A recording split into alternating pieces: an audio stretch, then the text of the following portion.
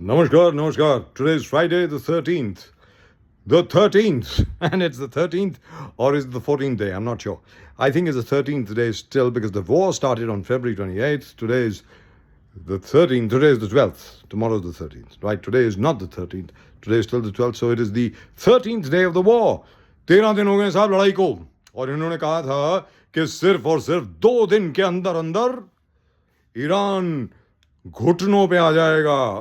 Israel और America के सामने अपने घुटने टेक देगा और बोल देगा हाँ मालिक आप बताओ क्या चाहिए। अरे भैया वो ईरान है, 20 साल से वो तैयारी कर रहे हैं इसी लड़ाई की, आप नहीं कर रहे हैं। याद रख लीजिए, कितने प्रेसिडेंट आए कितने गए, ईरान अभी ज्यों का त्यों है और ज्यों का त्यों ही रहेगा। एक और बार मैं फिर बोलता हूं, ट्रंप साहब जो हैं वो लड़ाई हार चुके हैं। क्यों? क्योंकि ईरान को इसमें कुछ नहीं करना। ईरान को सिर्फ और सिर्फ हथियार नहीं डालने हैं। They have to just continue where they left off and whatever they are doing. That's it.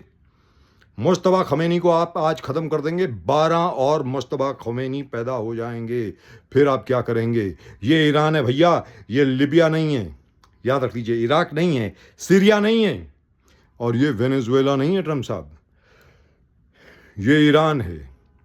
You have already lost because Iran has not surrendered and is unlikely to surrender. And if Iran does not surrender, that's a defeat for the United States of America. The only 2 countries who seem to be doing rather well over here are the USA and Israel.